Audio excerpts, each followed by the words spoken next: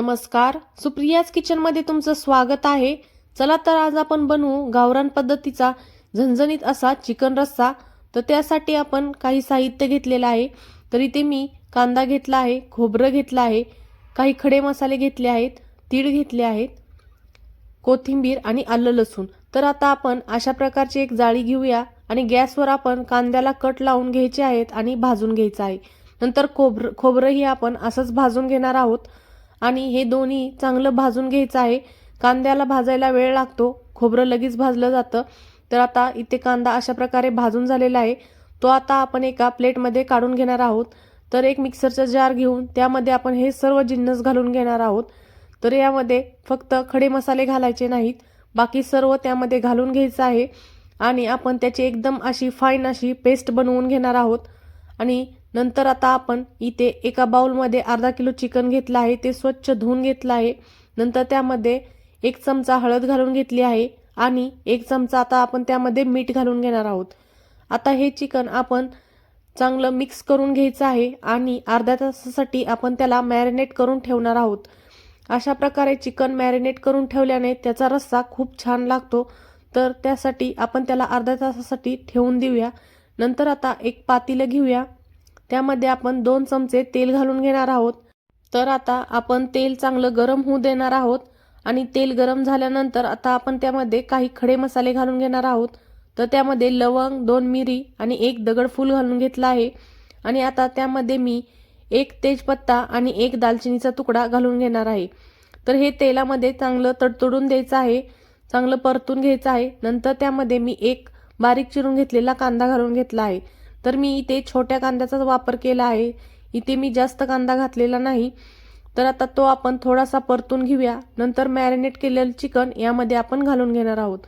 आता आपण चिकन चांगलं कांद्यामध्ये चांगलं मिक्स करून घेऊया। तर आता इथे चिकन चांगलं मिक्स झालेलं आहे।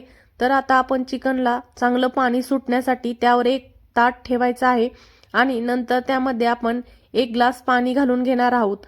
तर अशा प्रकारे आपण ताट ठेवून पाणी घातल्याने चिकन खाली पातेल्याला चिकटलं जात नाही। तर आता आपण पाणी गरम झालेलं आहे, आपण ताट काढून बघा चिकनला किती छान पाणी सुटलेलं आहे।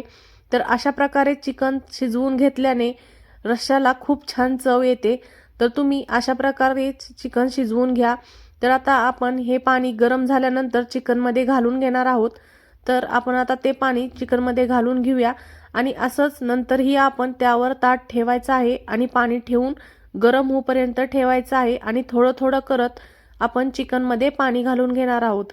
तर तुम्हाला जेवढा रस्सा बनवायचा आहे तेवढं पाणी आपण त्यामध्ये घालून घ्यायचं आहे। तर बघा आता आपलं इथं चिकन चांगलं शिजलेलं आहे आणि मला जेवढा रस्सा बनवायचा आहे तेवढा स्टॉक मी तयार करून घेतलेला आहे। तर आता आपण एक पातेले घेऊ, त्यामध्ये आता आपण 2 चमचे तेल घालून घ्यायचं आहे आणि तेल आपण थोडंसं गरम होऊ देणार आहोत। तेल गरम झालं की त्यामध्ये मी आता 1 चमचा कांदा लसूण मसाला घालून घेतला आहे। तर याला काळं तिखटही असं म्हणलं जातं। आणि आता त्यामध्ये आपण वाटून घेतलेला सर्व मसाला घालून घ्यायचा आहे आणि ते आपण आता चांगलं परतून घ्यायचं आहे। मसाला चांगला परतून झाला की त्यामध्ये आपण आता काही सुके मसाले घालून घेऊ। तर इथे मी 1 चमचा चिकन मसाला घेतला आहे, नंतर त्यामध्ये मी 1 चमचा धने पावडर घालून घेतली आहे आणि अर्धा चमचा आता मी त्यामध्ये गरम मसाला घालून घेणार आहे। आता हे आपण चांगलं मसाला परतून घ्यायचा आहे। बघा इथे मसाला चांगला परतून झालेला आहे। तर हे आपलं बनवलेला स्टॉक आपण त्यामध्ये ओतून घ्यायचा आहे आणि आता आपण हे सर्व आपण मसाल्यामध्ये चांगलं मिक्स करून घेऊया आणि आपण आता इथे 10 मिनिटं रस्सा कमी गॅसवर मस्त असा शिजवून द्यायचा आहे। तर आता यामध्ये मी थोडंसं मीठ घालून घेत आहे आणि आपला रस्सा 10 मिनिटांनी बघा एकदम मस्त असा शिजलेला आहे आणि एकदम छान असा झालेला आहे। तर आता त्यावर कोथिंबीर घालून घ्यायची आहे। अशा पद्धतीने चिकन रस्सा बनवल्यास खूप छान लागतो। तर ही रेसिपी तुम्हाला कशी वाटली ही कमेंट करून मला नक्की कळवा आणि सुप्रियाज किचनला सबस्क्राईब करा।